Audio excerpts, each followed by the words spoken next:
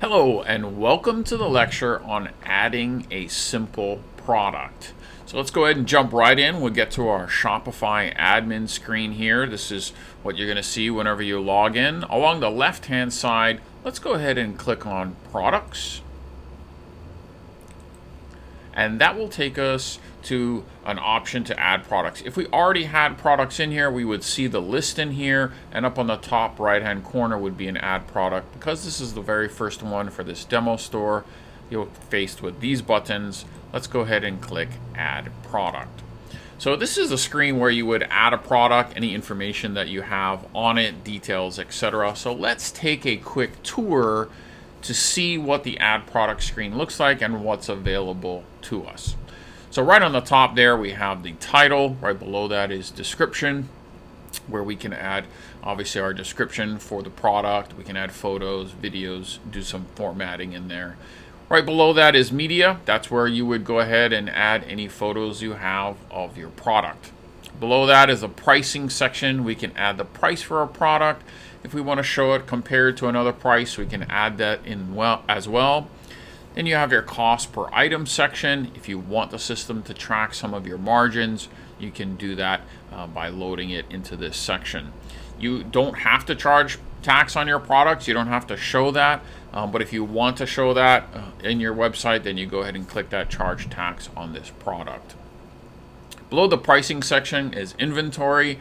For those of you using SKUs or barcodes, this is where you would want to go ahead and load them. If you want the system to track quantity or to continue selling when out of stock, go ahead and select those buttons as you would need, and you can add your availability. Now a question comes up, why would I want to sell when I'm out of stock? So if you're putting quantity in and you really know that your supply chain is delivering multiple times a day or maybe multiple times a week, and you don't want the system to block people from purchasing when you get down to zero because you know you have more stuff coming in, you might want to select that. Maybe you make your own product. Maybe you're a bakery, or you make your own jewelry or something like that, and you really know that you can make the product so you would continue selling when you're out of stock.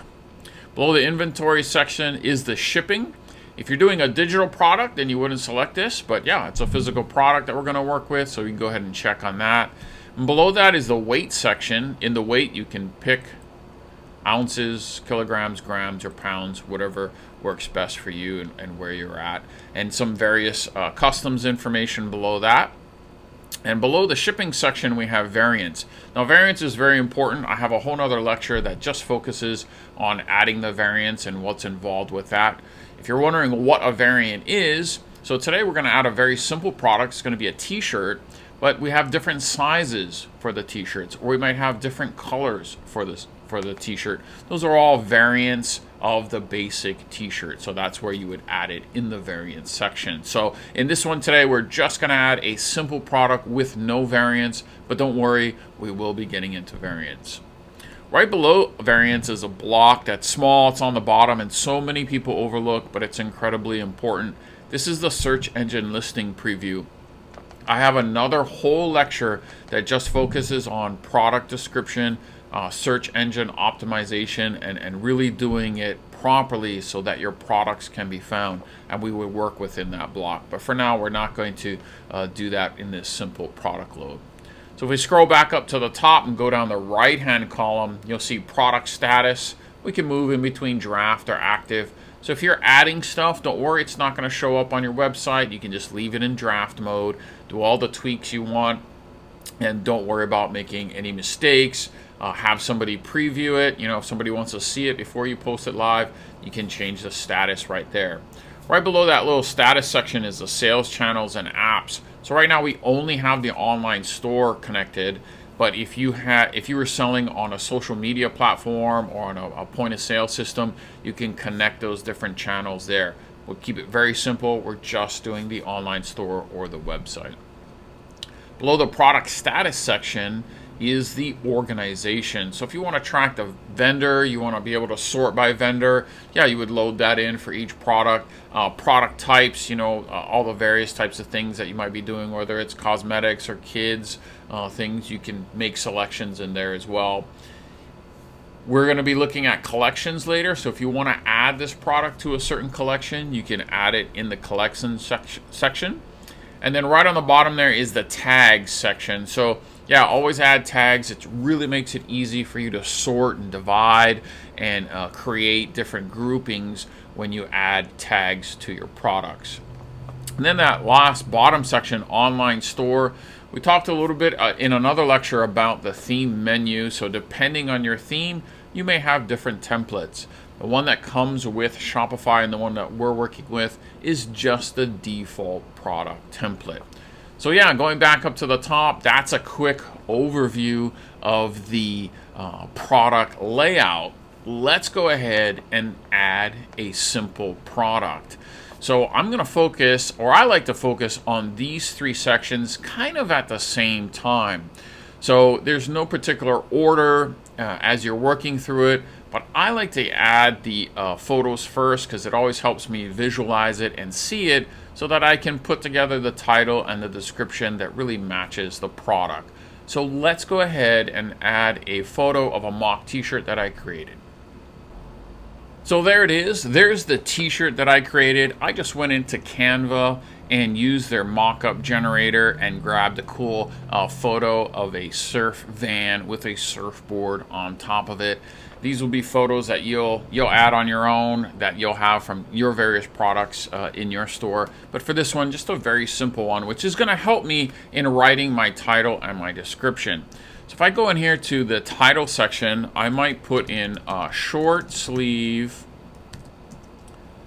surf van and surf board t-shirt. Yeah. And that would be a basic title that I could add for this. Like I mentioned earlier on the SEO side, we'll get into some more detail on the titles and the description, because really these three blocks here, this title, the description, and the photos, are probably the most important three blocks in the entire website, because this is what it all boils down to in getting your products found and where people will land before they make their purchase. So don't worry, we're just doing it really simple right now, but we're going to be coming back later and really spending a lot of time in these blocks. So let's go ahead and add a really simple description to this section. So I'm going to put a 100% cotton short sleeve t-shirt, and I'm going to put a little description about surf van and surfboard t-shirt for a casual look with quality printing and materials. So a description of what the shirt's made out of, confirming that it is, a short sleeve, it is a t-shirt, and just describing a little bit about what's on the t-shirt itself. So here we have the title, we have our description, and we have our photo of our product. So let's come down just a little bit more here into the pricing section. So I'm going to price this t-shirt at $30. Then I'll come down into this section and type in a cost of $22, and that'll show my margin and the profit that I'm making, or gross profit that I'm making per shirt. I'll come down below into inventory. Not going to do a SKU or a barcode. I got a small shop, but let's say I do those in groups of 10, and I just made my first batch. So there I go. I put in 10.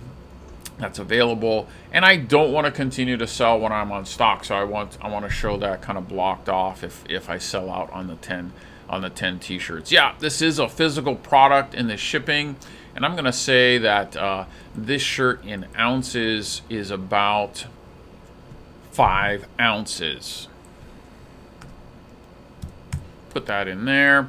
That'll help me with calculating freight down the line when you use some apps that can work for using that information that you put in. So you can see the variance is left blank for now. We're not going to touch that. The search engine listing preview, you can see this is pulling this from the product description. Again, we'll come back to that later. But for the most part, we've got everything on the left-hand side done. Draft, yep, we want to leave it as draft. I don't have any collections created yet, but I am going to put in some tags. So let's put in that it's a t-shirt. I also want to have various t-shirts, and I want this one to be surf. And let's put in cotton. Maybe some will be cotton, some won't. So now down the line, if I want to sort or add shirts based off of these tags, I can easily do it within the system.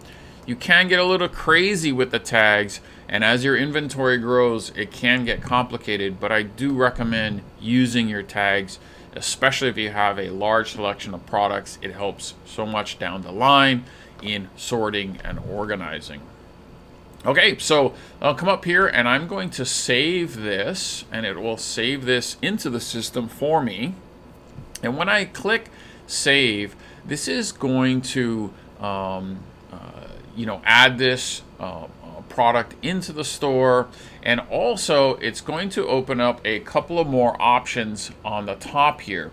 So you can see I click this drop down preview. Definitely, I always want to preview what it is that I just put in. It's just so much easier to visualize. So let's go ahead and do that. I'm going to click preview, and that's going to take me to a screen that this is what people would see if they're on the website and they're looking at the product, and then they're being faced with that decision if they want to add it to cart or to purchase it.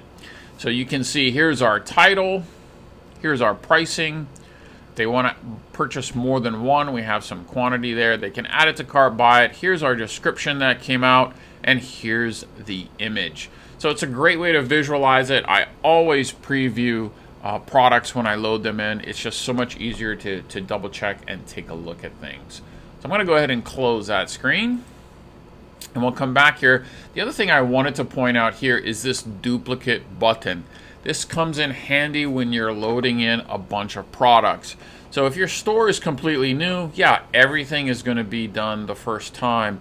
But let's say you bring in a batch of a new design, like a new t-shirt, and it's just like this. It's a short sleeve shirt. Some are in different materials, and some are just different Vans or whatever. You can come in and you can, when you duplicate the product, it will duplicate the price and everything, and you can go in and edit, and it just makes things a lot easier if you're adding lots of product. But that's it for this lecture. That's how you add a simple product. I hope that made sense, and I will see you in the next lecture.